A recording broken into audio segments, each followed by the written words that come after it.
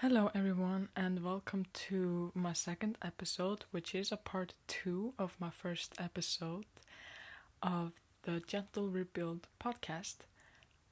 So the part 1 episode was just me talking about my experiences and signs with colitis ulcerosa, better known maybe as ulcerative colitis and vagus nerve dysfunction.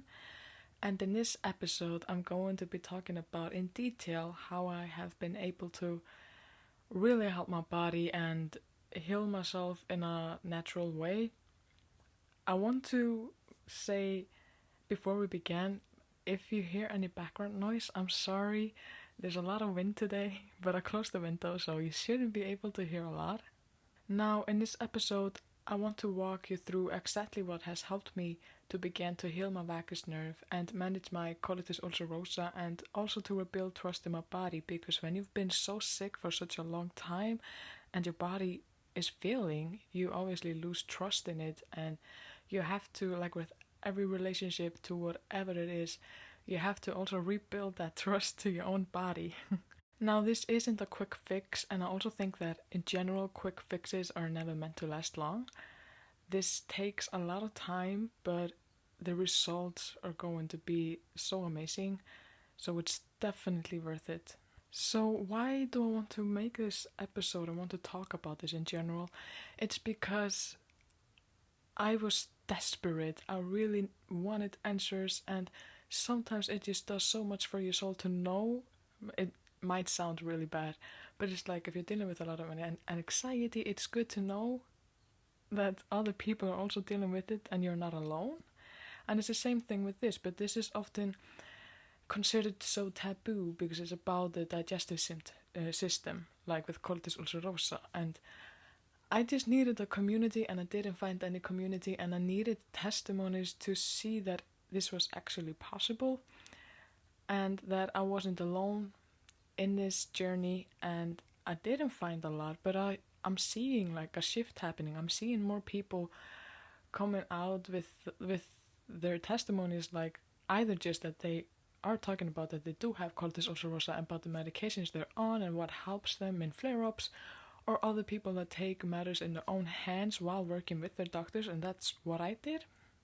But even though this situation sucked, and it literally sucked the life out of me, I still tend to, and this is a really important mindset to have just to be able to get through tough situations, is that even in the shittiest situations ever, try to see the positive in it. And sometimes it's not possible until you're out of the situation but are dealing with this, like, I guess the side effects of the situation. But so, like, obviously, like, this was a really tough situation for me and a really tough period in my life, but what it did to me in a good way is that I realized how, like, what my body can do and how I can help myself and heal myself. And it also made me stop having these crazy big expectations on myself. Like, my expectations for my life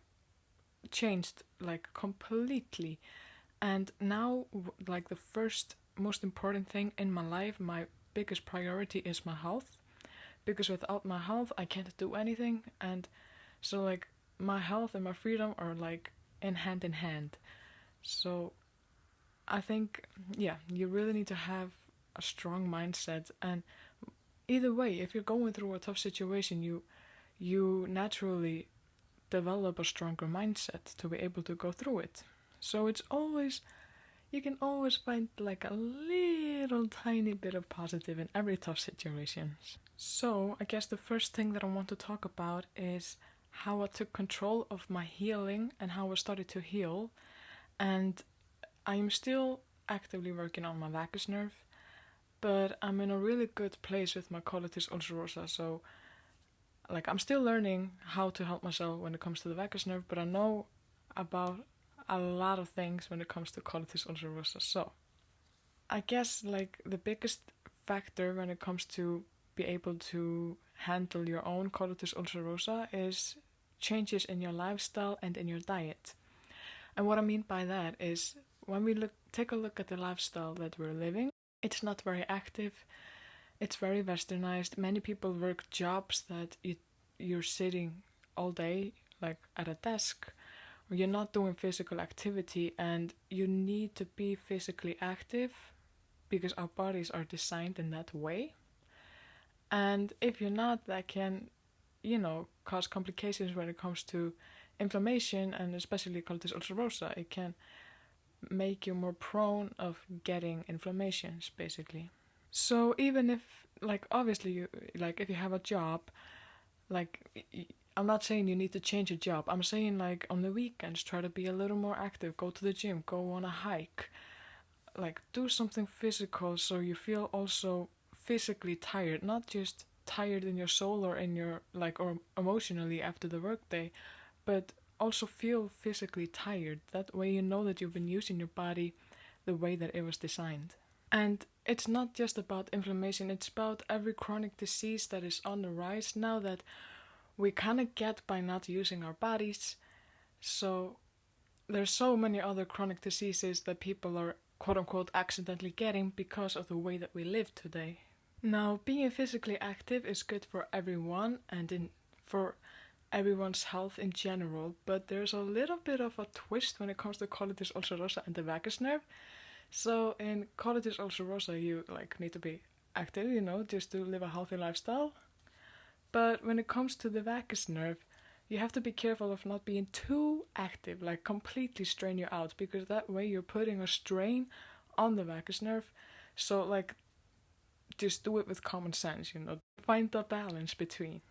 The next biggest thing was anti-inflammatory diet, and this is both good for, general health, but especially colitis ulcerosa, and this is the main reason why I was able to go off of the biologics. I'm not going to keep this hidden from you, because this is something that literally saved my sanity, because I started to become healthy again by going on this anti-inflammatory diet. But I also understand if you're struggling with figuring out what it is, because this is a podcast, so you won't be seeing the actual food. So I'm thinking about putting on my Instagram what is anti-inflammatory and what food causes inflammation, just so you also have this visual, because I'm a very visual person, so I know that would work better for me. But without further ado, with the anti-inflammatory diet, I'm going to tell you what causes inflammation, and I wrote in my book big no-nos. That's something that you should definitely not eat. Basically, anti-inflammatory diet is just about eating as close to nature as possible and not eating any processed foods, to keep it very simple. The first thing on the list is red meat, but we all need meat. So I'm not saying cutting it out of your diet, I'm just saying minimize red meat, so have it sparingly. And also, when you're choosing red meat, choose an animal that was raised in the wild, that was raised outside and got natural food, so it was eating the grass or whatever. It's like in Iceland, our lambs are out all summer in the mountains, and then we get them back, and when we eat them, they taste really good because they've been living outside in the mountains the whole summer and just been eating whatever they find in a mountain. And that's also research has shown that if you're eating an animal that was raised in the wild, it has way better effects on your body, not these crazy inflammatory effects on your body. Now the next thing is processed meat. You shouldn't really be eating that if you're on an anti-inflammatory diet. And then also refined grains. That is white bread, white pasta, white rice, everything that has been refined. It doesn't really have any nutritional value anymore. It's just, something to make you feel full. And also it spikes your blood sugar, which makes your body get a inflammatory reaction. The next on the list is snacks, so that's everything from snack bars, chips, whatever. It's not healthy. If you can't make it your own, if you can't make the food at home, don't eat it. That's basically also a rule of thumb. these snacks items are filled with sugar, these chemicals, and seed oils or vegetable oils, and they are definitely not healthy at all. And I will talk about that later. It's later on the list. So just cut that out. There's so many good recipes out on the web how to make homemade granola or energy bars or like fruit. It's literally the nature's gift to you to have something sweet. It's like the nature's candy. So use that to your advantage and experiment in the kitchen. Next on the list is soda and sugary drinks. I think that's just very basic and everyone should know this, that I mean, you're drinking sugar. Obviously, it's not going to be healthy for you, and sugar is such a big cause to inflammation in our bodies. So you definitely need to cut out sugar in every way possible. And also the fake sweeteners to replace sugar with, don't use them. If you need to use some kind of a sugar or some kind of sweetener in your, like when you're baking or cooking, use honey or something natural that comes from the nature. Also, you shouldn't be eating deep fried food because, I mean, if it's deep fried chicken, like the chicken is healthy, but the oils that they're deep frying it in is not healthy because seed oils are the most cheapest oils on the market. So most of the restaurants, if not every restaurant, are using those seed oils to deep fry their food, and it's definitely not good for the body. And I will talk about it again a little bit later in this list.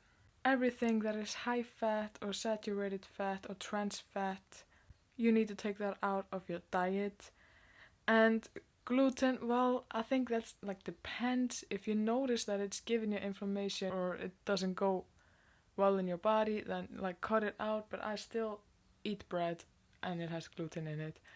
But I've also been experimenting with, making my own bread without gluten. And like, for example, oats, they're naturally gluten-free, so you can experiment with oats. And I have this delicious oat bread recipe. It's so good. Now let's talk about the seed oils or the vegetable oils. To make it very short and quick, basically the only oils that you should be eating or using when you're cooking or baking is coconut oil or extra virgin olive oil in a glass bottle. Always in a glass bottle. Otherwise, you can also just use pure butter straight from the cow with nothing else in it but just like the milk from the cow that was turned into butter.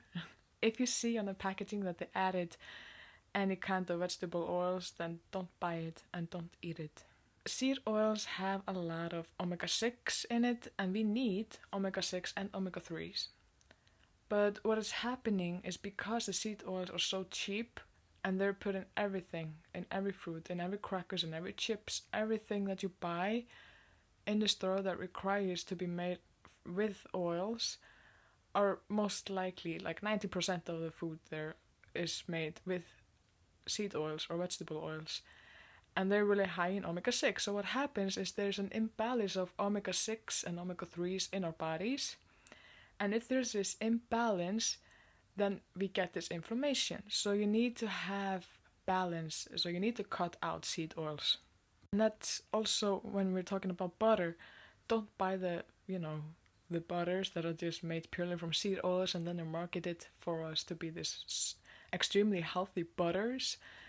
Buy the real butter. Okay, so this is definitely going to really test my English, but you should also stop eating food that has MSG in it. And also the chemical food additives. Obviously it's in everything. It's put in the food so the food will be preserved longer, so it doesn't go bad as early. But instead of like focusing on cutting all of the chemicals out and not eating any of them, because it's really hard, try to focus on what you can change. For example, like making your own bread or baking your own cake without using the sugar or whatever. Obviously there's going to be chemicals in the flour, but at least you're not having the sugar in it, You need to find a balance. And the same thing goes to preservatives. Okay, this was easier to say than I thought, but yeah. it's like finding a balance when it comes to this. On the list is also casein, which is a protein. I'm pretty sure it's a protein found in dairy products, but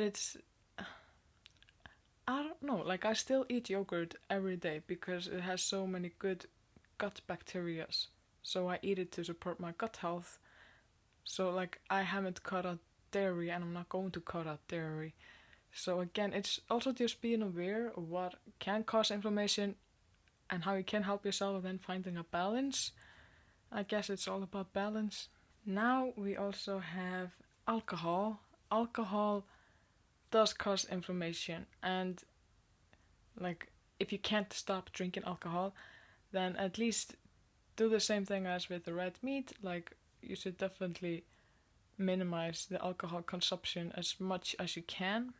There have been research that shows that red wine can reduce inflammation because of a compound found in the red wine, but then again, because of the alcohol in the red wine, it kind of zeroes out and the alcohol has more negative effects on the inflammation in your body than the little compound found in the red wine. And if you want to get the same effects as you would essentially get from the red wine when it comes to anti-inflammatory purpose, I guess, I'm not sure what word to use here, you can eat grapes because the same compound is found in the skin of grapes. So you can just, stack up on grapes and eat them. You also need to cut out carrageenan. I'm not sure how you say it. And then processed foods overall. And again, it just comes down to this. If you can't make it at home, then don't buy it or don't eat it. Rather try to, again, experiment in the kitchen, try new recipes, try minimizing sugar and putting something else in whatever you're baking. Also, a big thing when it comes to this anti-inflammatory lifestyle to be able to lower the inflammation in your body is to get enough sleep. You need to prioritize your sleep and get the full 7, 8, 9 hours, whatever your body needs. We're all different. I find that I need 7 hours in the summertime and then 8 hours in the wintertime. So it's all just depends. Now to the fun part, what foods can help with inflammation? So what foods are anti-inflammatory? And I'm going to share that with you now. Let's start on dairy products. We have yogurt. I'm talking about natural yogurt with no flavor additives and no sugar in it. So just natural yogurt and kefir. And then when it comes to vegetables, we have a lot of them. We have chicory. Okay, before I start, I just want to say I'm sorry if I'm not pronouncing the words right. I'm trying my best. But we have chicory, Jerusalem artichoke, sauerkraut, kimchi, it's not a vegetable. I don't know why I put it with the vegetables, but dark chocolate actually. Just make sure that it doesn't have a lot of sugar in it and make sure that it is at least 75% chocolate or dark chocolate, whatever. Pinto beans, cayenne pepper, cloves, coriander, cinnamon, cumin, ginger, fennel, black and pink pepper, saffron, turmeric, artichokes, curcumin, rooibos, carob, hops, beets, and dandelions that you find in a garden that we have been programmed to hate, by the way, because these are considered weeds in the garden, but they're actually really good for your health. I've never tried them though, but just, the more you know. Cardamom, ginseng, asparagus, arugula, broccoli. I'm sorry, I wrote this all in Icelandic, so some words I'm like translating into in my brain. Bok choy. We have cabbage and kale, cauliflower, radish, turnips, watercress, eggplant, chard, purslane, spinach, collard greens, mushrooms, okra, carrots, salsify, Swiss chard, tomatoes, potatoes, sweet potatoes, black beans, chickpeas, fava beans, lentils, avocado, dill, marjoram, mint, parsley, oregano, rosemary, sage, tarragon, and allspice. Now I understand if you couldn't get a grip of that all because it's a lot of things, so I'm going to put this on my Instagram as well. But now let's go to fruits. We have bitter melon, apple, pears, apricots, nectarines, peaches, blackberries, blueberries, strawberries, raspberries, cherries, oranges, grapes, and the red orange that is red inside, lemons, dates, grapes that you make wine from, melons, bananas, mangoes, papayas, pineapple, olives, blackcurrant pomace, European elderberry, plums, prunes, lychee, acai, however you say it. It was a big trend a few years ago.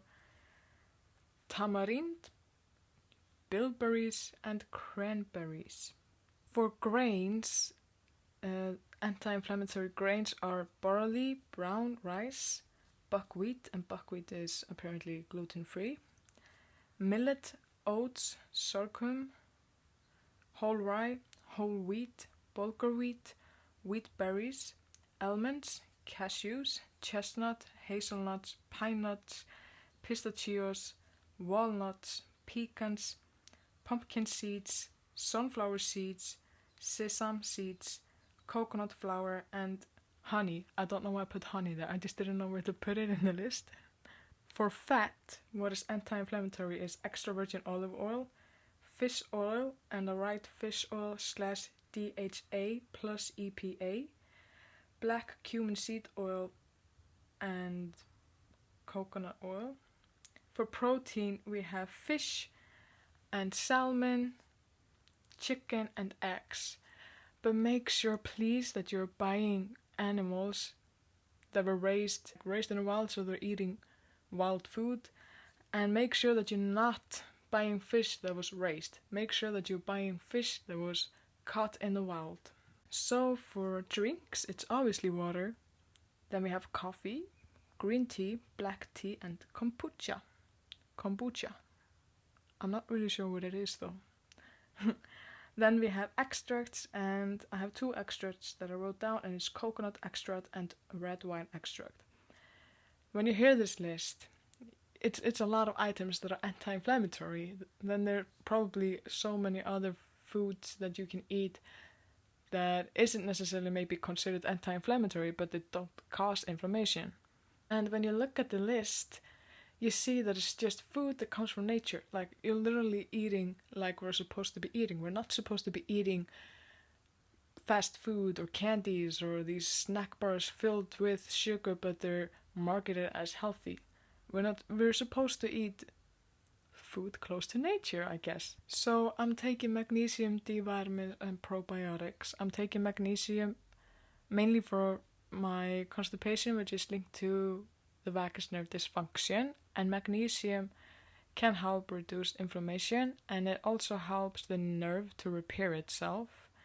And again, nerves take much longer time to heal than anything else in the body, unfortunately. D vitamins, especially if you're living in Scandinavia, it's so important to take it because we have such dark months, and it helps with, I think, everything in the body. Then we have probiotics. If you have colitis ulcerosa, then I strongly recommend to look into taking probiotics, because we that have this disease, our gut flora is imbalanced. So we need to try to make it balanced again. Then I also try to work on my sleep. I try to get my 7 to 8 hours of sleep every night, and to have a good night's sleep. So I wind down like an hour before I go to sleep, drink my magnesium tea, I read, and I make my room cozy for the night. Now, one thing that changed drastically for me when it came to my vagus nerve dysfunction is how productive I am in the morning. I could be ready in an hour and go wherever I needed to go. Now that's not the case. Because my vagus nerve, well, all of our vagus nerves,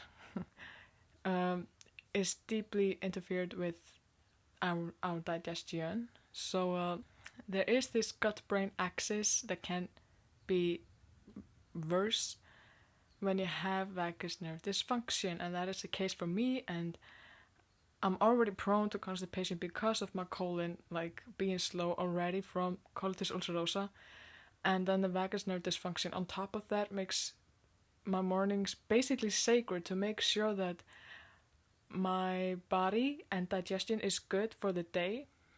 And like the mornings are really, really important, because if I'm not able to have those mornings for my vagus nerve and for my digestion, then like the day is kind of ruined and the next day might be harder. So like the mornings for me are so important, and it basically forced me into living a slower lifestyle. And I think that's actually good for all of us, because we live in a society that thrives on an anxiety and stress and makes us really anxious and stressed.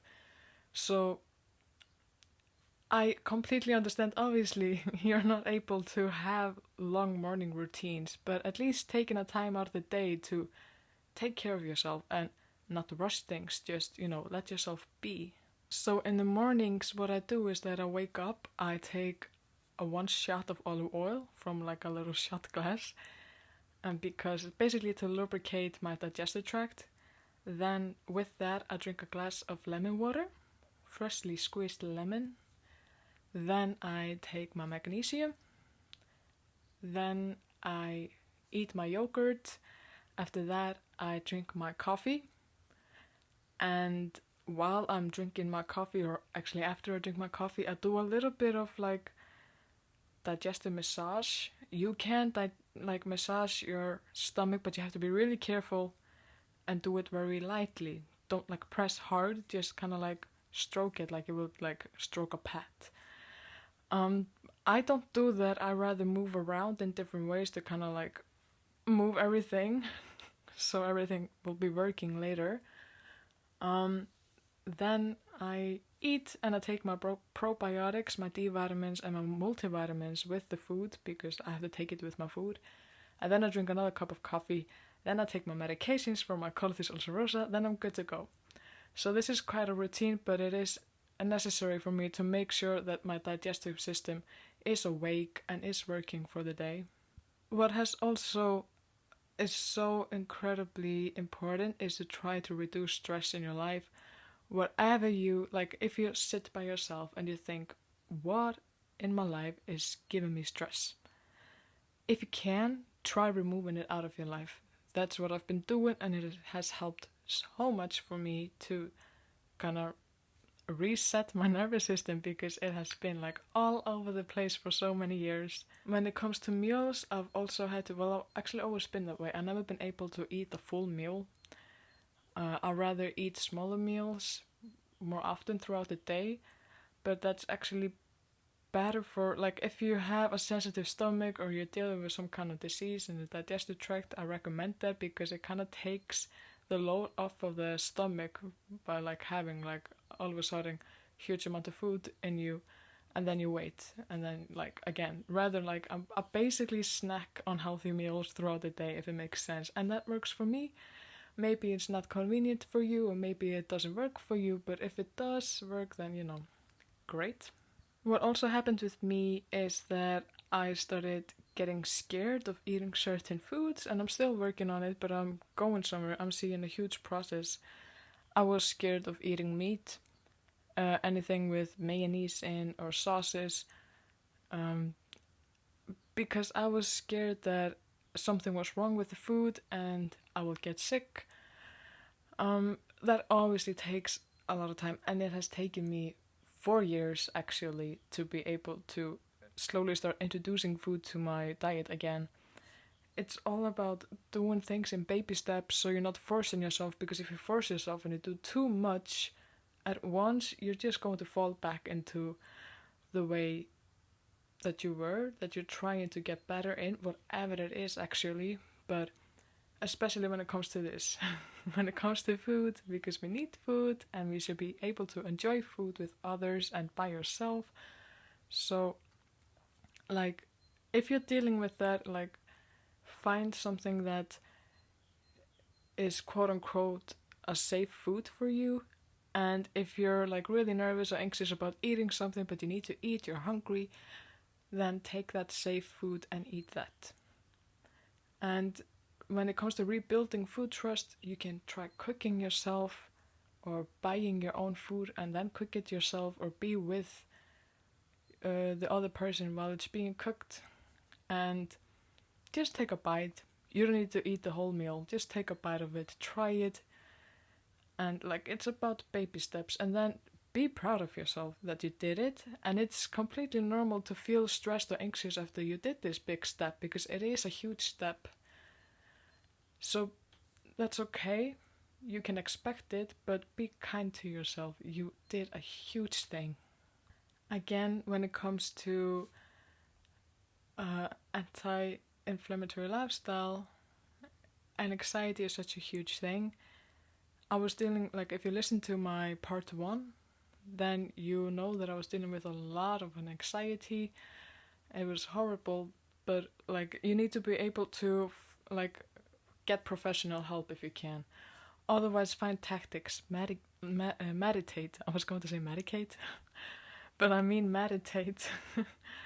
Practice deep breathing, like relaxing your whole body. There's so many good techniques and even apps out like that you can get or watch even for free. And like, keep a journal and allow yourself to feel the feelings that you're feeling, because it's a part of the healing process. It's really uncomfortable and it sucks, but you need to be able to get through that to basically come out on the other side. And I hope it doesn't sound discouraging, but it's so worth it, and it obviously takes time. So again, it's about being kind to yourself and having patience and setting healthy boundaries and not being afraid to say no. If you feel like you can't do something, or that something might trigger your anxiety, don't be afraid to say no. Also, if your anxiety is extreme, have a way to kind of calm down and ground yourself if you're having a really bad anxiety or an anxiety attack. For me, I would have a safe place, which was my bed, actually. And sometimes I just needed to like completely get out from the environment that I was in. So I will put my headphones on and I will listen to rain, and I will try to deep breathe myself through it and imagine myself in a better place, wherever that was. If it was because it was raining, so I was either like at the beach or in the forest or out in nature. Those were my happy places. And allow yourself to give yourself time to relax. Like, there's not, like, you have to give yourself time to be able to calm down. It can also help going for a walk to help you kind of relax, like not in a very populated area, or like not where the traffic is a lot, because if sounds can also like trigger your anxiety. If you're already anxious, try not going where there's a lot of cars driving or when the traffic is at high. But like, maybe go out in the garden and just watch the trees and take everything in. And remember that you're doing this for yourself and for your future. You're healing yourself for yourself and your future, to have a better life in the future. You're not doing it for anyone else, and don't try to do it for anyone else. So don't try to do it to make anyone else happy. This is just for you, and this is just your healing journey, and you need to treat it as such. You need to treat it basically as it is sacred, and nothing can come in the way of you becoming healthy again. I also want to point out social media. I think, unfortunately, especially our generation, we're all addicted to our phones. Try to reduce the time that you use on your phone and on social media, because whether you realize it or not, that is also a big part of your anxiety. Now I want to focus more on the vagus nerve. I'm still going through it. I'm still learning about how I can help myself heal my vagus nerve. But here's what I'm doing. So when I drink my coffee, because the biggest part of my body that like feels the most of the damage of the vagus nerve, like is the most affected by the vagus nerve damage, is my digestive system, because it causes my colon to be really slow. I use red light therapy while I'm drinking my coffee on my stomach, and sometimes I also do my lower back. I do 15 minutes because it's set on a device, be 40 centimeters away and 15 minutes. So that's what I do. Otherwise, I do go out in the sun 20 minutes. Just obviously be careful with the sun and use sunscreen, but I do 20 minutes without sunscreen in the sun to get the D vitamin that our bodies need. Because we've also been taught to be scared of the sun, but we actually need the sun to survive.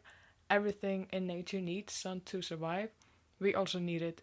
It gives us D vitamins, and for me, it helps with the digestive system. Anyways, I use the red light therapy on my stomach for 15 minutes every day when I drink my first cup of coffee, and I think it's doing something. Like, I think it's helping me. But also red light therapy has been shown to support nerve regeneration by promoting the growth and function of nerve cells. So just something like, if you want to invest in something, that you can try investing in this.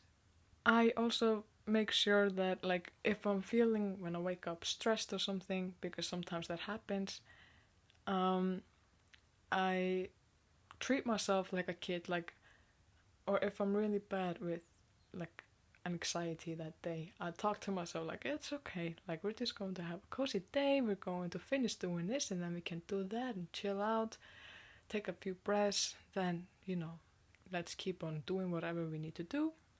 You need to treat yourself like a kid, like a baby, and don't be harsh on yourself, especially when you're healing, because you're not doing yourself a favor if you're being harsh or impatient with yourself. And it takes incredible patience. It takes a long time. But then again, it's worth it if it's going to heal you, right? Again, just want to make sure everyone knows I'm not a doctor and I'm not in the medical field in any way or form. I've just done a lot of research. I've gotten to know my body, and I know what works for me, and what works for me might not work for you. But something, like, maybe you get a piece of information from this podcast that you can maybe use. I also think we don't realize, or we make fun of it because it seems like hippie or something, how important and beneficial it is for us to ground ourselves. And by grounding, I mean going outside in nature, touch grass, touch a tree. Like, it helps you so much. It is so beneficial to calming down the nervous system. So other additions in helping you healing your vagus nerve is humming, singing, and breath work, cold exposure. Now, cold itself, like a cold temperature, is not good for the vagus nerve in the long run. Like, you shouldn't, if you're able, then you shouldn't be exposing yourself to too much cold. And if it's winter, try to dress more warm. Keep it warm inside your house, but otherwise, splashing your face in with cold water or ending your shower with cold water can help stimulate it. Gargling, like gargling with water, laughter, meditation, yoga, massage, and like there's so many like small efficient ways to stimulate it, which helps the vagus nerve to heal. You also need a calm environment. Like, try to keep your environment calm. And even like if you've been through, because we're talking also about the nervous system, if you've been through a lot of trauma, it's really hard to stay in the same environment that all of the trauma took place in. Especially when it comes to healing your nervous system, or try to balance it or calm it down, you might have to change it if it's severe. I noticed that when I moved to Denmark, I got so much better, and I also think that is a big part because all of my traumas happened in Iceland, and I accidentally made the connection there, Iceland equals trauma. So, but that was like an extreme thing. That was always the plan to come here, but like I just noticed such a big difference. So like keep it in the back of the mind, I guess. So I want to talk about a little bit of a mindset. So when I was the sickest, um, I had to develop this really strong mindset, and so I was like trying to get inspiration because I'm all about getting inspiration from others and the learning from others. And I was like, you just need to think about where you're coming from. Like, you're coming from the Vikings. So I was like, that's actually a really good inspiration with mindset. They had to live through really harsh conditions when it came to nature, and they had this really good mindset in whatever happens is supposed to happen, and whatever is supposed to happen will happen. And just adapting that mindset helped me a lot, even though I maybe didn't believe it at first, or even though it was hard to even try to think about why this was supposed to happen. But I truly believe today that whatever is supposed to happen will happen, and that everything that happens is supposed to happen in your life. It's like, even though I don't have explanation for it, like I lost my father. I don't know why, but just having that, you know, thought in my mind helped me a little bit to like digest it. His time in on this earth wasn't supposed to be this long, and he was needed, like he was wanted. He's now with his family on the other side, you know. So again, like, I don't know why that had to happen, and it hurts me obviously to this day that I had to lose my father. But it's just about being able to survive what you're going through. You need to adapt these weird thoughts. And maybe this is a weird thought to adapt, and you don't have the answer to why it had to happen or why it happened. But I mean, this could be very controversial, but at least this helped me. This helped me to get through everything that I've been through. And today I look at it like I get to share my experiences and what has helped me with you guys, and maybe possibly that can help you. Or even like if I know someone that's going through something, I can at least try to understand what they're going through and be there for them, be a good friend. So I don't know.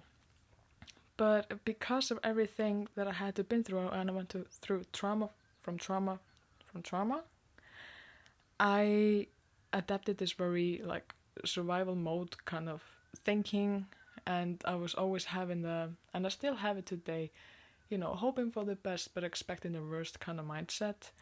I think that's totally normal, especially for someone that's been through a lot of things. But so I adapted this really strong masculine energy, and with my healing journey, I've been able to shift that into a feminine energy, and I'm way more feminine now. I feel way more calm, and I see such a big change in myself when it comes to this. My mom does it as well. But I still obviously have that other energy in me, and I think that it needs to be a balance there, but it shouldn't be that overpowering that it takes away or like overpowers your foundational nature of who you are. But we all have our ways to go through these things, and it's just about what works for you. Like, try to find a way that works for you to get through this, because there is a way to get out of these situations, and there is a way to heal. And it doesn't matter what it is, it will always take time, and it will always take strength and bravery, but you will definitely get there. So I had to change my mindset from, I am broken, like my body doesn't work, my mind is like crazy because I have so much anxiety, and on top of that, the depression, like I talked about in the last episode, and into, I am rebuilding, like I was basically reclaiming my power. I am rebuilding myself. I can't do this. I will become healthy, and here I am. Haven't been this healthy in, since I got diagnosed, and when I was 9 years old, and I'm just getting better and healthier every day, and I'm finding new strategies, and I'm way more intuitive with my body. I know my body. I learn to listen to it. That's also something that is so important. And I'm learning new ways every day, and I think it's so fun to like explore what can help you and what you feel, like what makes you feel better. But obviously, it also takes time to trust your body again after it has basically been failing you. And, I've come a long way with that, but I still struggle with, if I'm going somewhere, like, will my anxiety be, like, peaking because, I have to go there? Or how is my body going to react because I'm not in a safe space? It's kind of like a mini exposure therapy, which can help later on when you're healing yourself, like expose yourself little by little. But it's about, it can be a little difficult, I guess, to trust your body again, but it's also just knowing what it can do, knowing the strength of your body, and that you can do this. And when you realize that, it's way easier to go outside and, like, try to live life to the capacity that you can. And then, as I said, it's kind of like a mini exposure therapy. And, like, if you're dealing with colitis ulcerosa, we all know that, especially during the flare-up, you can't really be away from a bathroom. So you can just, if it's bad right now, you can try to take a walk around the neighborhood. Or then maybe when you're feeling a little bit better, go to the next park that is closest to your house. It's just like mini steps, and it doesn't have to happen like today I'm going, like, taking a walk by the neighborhood, and tomorrow I'm going to the park. No, you can take it easy. It's all about being kind to yourself and taking it easy. And I want people to know that healing isn't one size fits all. Healing is so different from person to person. And again, what might work for me might not work for you, and what might work for you might not work for the next person. So you kind of have to, like, try this and that and see if it works for you. And if you find something that works for you, then stick with it. And also, like, you can, like, medication isn't the only answer. Like what I was talking about in the part 1 video, or part 1 podcast, I'm sorry, is that, that how the biologics made me sick. They worked in the beginning, but then they started making me sick, and this whole process began, which has been taking now 4 years. I was sick for 2 years, started healing, like started eating anti-inflammatory diet. Then, I have been, I guess, like, healthy-ish for 2 years. Like, the first year was like a little like me finding myself and finding where my body is at and where I'm at. And then once I found that and found the balance, I started keep on going, in my healing journey. And, like, you can, like, if you're on medication, just because you're on medication for this and that doesn't mean that you can do, like, eat all of this garbage, or, like, fall asleep at 4 a.m. and sleep until noon, or, like, whatever. No, you need to actively work with your body, with your medication. And I'm not saying quit your medication, not at all. Definitely don't do that. What I'm saying is, you can do so much more with your medication and work with your body, not against it. And I also think that it's such a dangerous mindset to have this huge trust on medication, unless you want to be 70 years old and be on 10 different medications, because you have to take medication for this, and that gives you these side effects, and then you have to take that, like, another medication to treat those side effects, but that medication also gives you side effects. Like, it's a very vicious kind of cycle, and you should definitely not want to be a part of that. So that is why it's so important to be in tune with your body, and knowing how you can use everything from nature and everything around you and within yourself to heal you, or at least help you in your health journey. And also learn how to listen to your body. If you feel that something is off, if you feel that something isn't right, listen to it. Like, we've come so far from nature that we've lost the ability to live beside it and live in harmony with it and live in harmony with ourselves, because our bodies and our health go so much hand in hand with nature and what we can use from nature. But it's also about, like, finding a balance within yourself in a way. And don't look at your body just because it's sick as your enemy. Your body is not your enemy. Your mind is not your enemy. It's what's making it sick.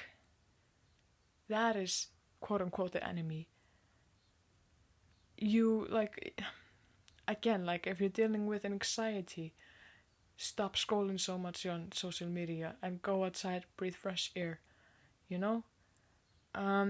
If you're feeling weird in your body, listen to it, because your body will always tell you what is wrong before you realize what is wrong. So you need to learn to listen to your body. And it's basically the same thing, like if you're craving something, eat what you're craving, because your body is telling you it needs something from that food. Like it needs some kind of nutrients or vitamins that is in that food. So your body is always trying to communicate with you, and we need to learn how to come back to our bodies and listen to it and learn to work with our bodies and not against it. And I just want to make sure, because I know it myself, I've been in a very, very dark place when all of this was happening, and I did not see how it was going to get better in any way. And I didn't see the light at the end of the tunnel, but I just want to promise to you that there is always a light at the end of the tunnel, even if you don't see it right now. Like, everything will be fine, everything will be okay in the end. It takes time to go there, it takes bravery, it takes courage, but you will get there. And healing is like a slow return into safety and into your own body, and it just takes one choice at a time, and it takes a lot of baby steps. So again, don't be too harsh on yourself. When you're feeling like you're annoyed that something isn't working as fast as you would want it to, then you need to take a step back and be like, okay, this is my body that we're talking about. Be kind to it and treat it in those moments like a baby. And that works, trust me. It's all about being kind to yourself and being patient, and then you'll get there eventually. So I really hope that you were able to learn something or get some takeaway from this podcast. And if you like this episode, then I hope that you will stick around to hear the next one. And I really hope that you will have a good day.